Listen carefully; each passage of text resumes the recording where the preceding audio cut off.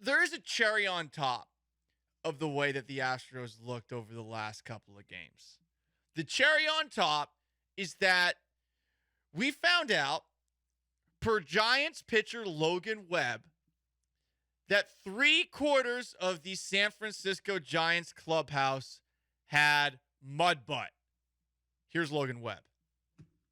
The whole trip was very grindy, I guess. Like it's been a mental grind. It's been a physical grind. I think 3/4 of our clubhouse has the so like it's not like it's been a mental and physical just like grind. So it'll be good to get back home for sure.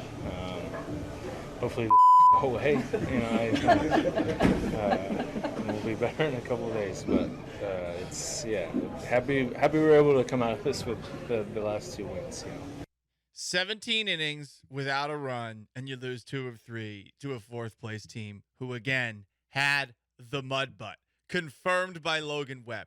3/4 of the team. I don't want to get into panic mode. I'm just tired of this Astros offense looking the way that it is. Yordan Alvarez striking out in a big spot last night. Jeremy Pena striking out as much as he did in yesterday afternoon's game. You had just a lot. Kyle Tucker, same thing. A lot of guys who you are expecting to be a lot better than this, who just aren't bringing anything to the table. What's going on, people? It is the Paul Gallant Show, the most interactive sports talk show in Houston. 713-780-3776 to call in and to text in. I'm really annoyed with them losing 2 or 3 against the Giants. It really just kills all the momentum that this team had. You can get in touch with the show at 713-780-3776. You can also text in at that same number on the HRNP listener line. You can get after us in our Twitch chat, twitch.tv/ESPN975, or you can get after us on Twitter at Gallant Says, at ESPN975, at Sean A. Mabes. Sean, should we be more impressed that the San Francisco Giants beat the Astros in 2 of 3 games while dealing with the mud butt? Is it an impressive feat, or is it more embarrassing that the Astros lost 2 of 3 to the Giants, who, again, were dealing with the mud butt? I think more impressive. Okay, so we should be giving flowers and Imodium to the San Francisco Giants. We should be giving a lot of things. And extra toilet paper. Yes, we should be giving all those things to the Giants. Aloe vera?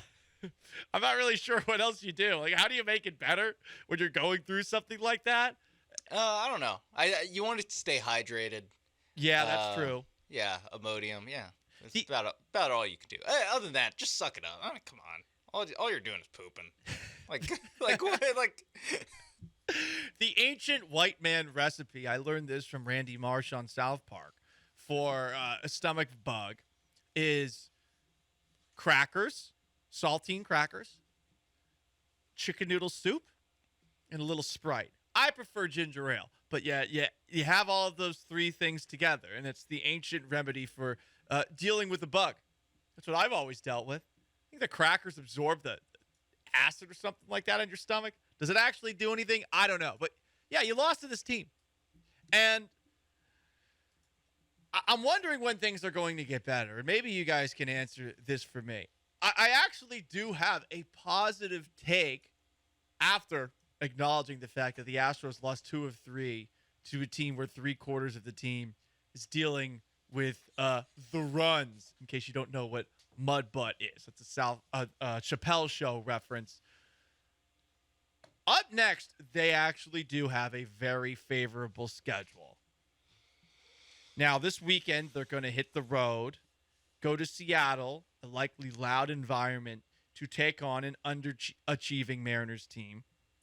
After that, they have 3 games in Los Angeles against the Angels, who none of us respect, but they are a game up on Houston in the AL West for what it's worth.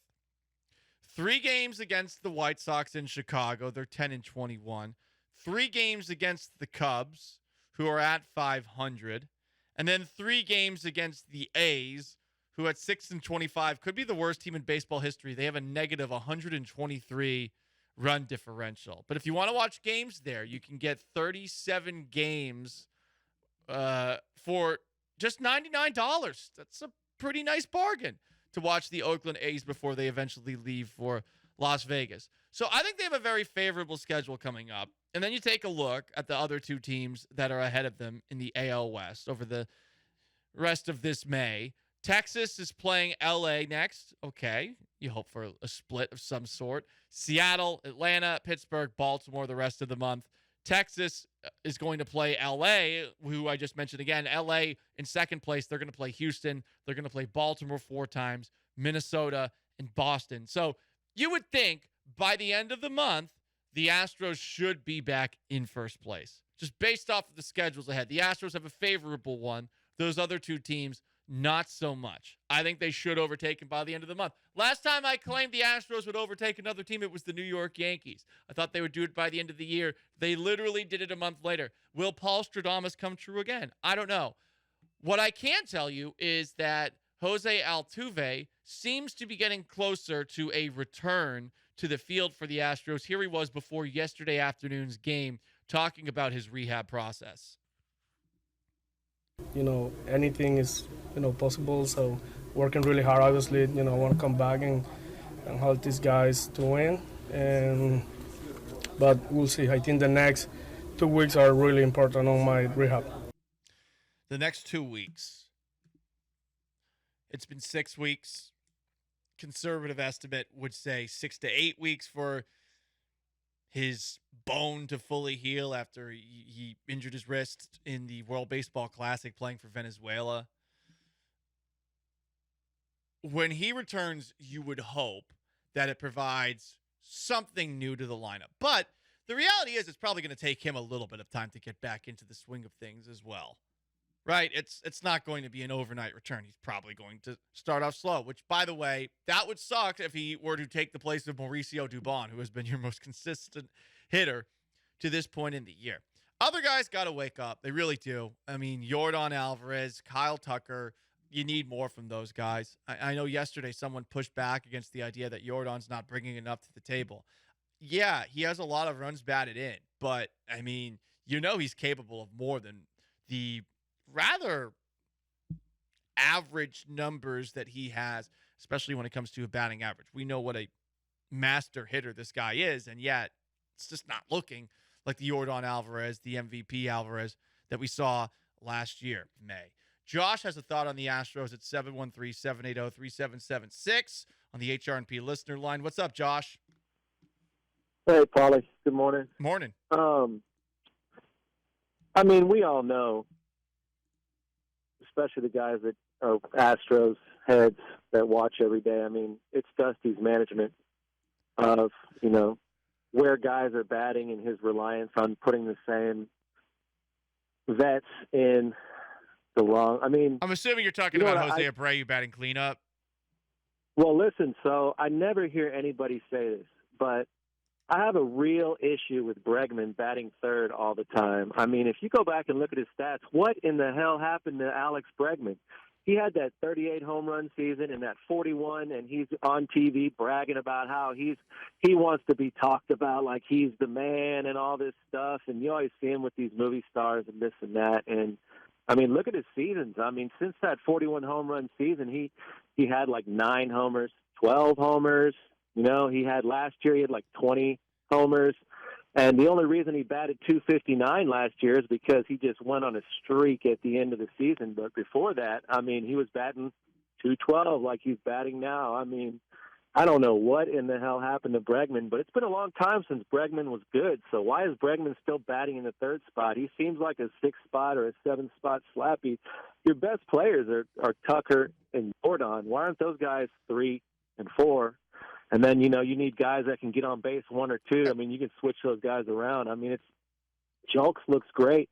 Why isn't Julks getting some run up there? Julks seems like he would be okay in the 2 spot. I just, I don't know what this love for, what's this love for Bregman? I don't know. People remember Bregman as being this superstar. I mean, okay, we can burn Abreu all day long. That's an easy target, but you never hear anyone, talking about what the hell, what's up with Bregman. Okay, Josh, well, let me talk about Bregman for a second, and I appreciate the phone call. These are some good points that you made there. There is an element in every single baseball clubhouse of the guys who have been here are going to get preferential treatment, and any drastic moves made against them are going to take a very long time to actually be set in motion. So with Bregman, you aren't kidding. The numbers over the last couple of years have not been what you were hoping to get from him. 2019, he was awesome. The 2 years before that, the numbers awesome. The 2020 season, not so much. As Josh pointed out, it really took until the end of last year for him to get going. But in the postseason, last year, in 13 games, Bregman hit 294, and he had an OPS of 948. He was awesome in the postseason last year. I mean, he was one of the best players on the Astros. He wasn't Jeremy Pena, but he was probably, as far as regular production, I would say on par with Yordan Alvarez. So part of going into this year is you're expecting that what he did in the postseason is something he's going to be able to recapture. He's always been a slow starter. This gets discussed a lot. I do think this potentially makes things a little bit easier down the road for Dana Brown, who was talking about extensions for Altuve and extensions for Alex Bregman. But I think I heard the Killer Bees talking about it a little bit as well yesterday, about Bregman's struggles. Bregman's struggles are, I don't think, concerning yet, but they're definitely annoying.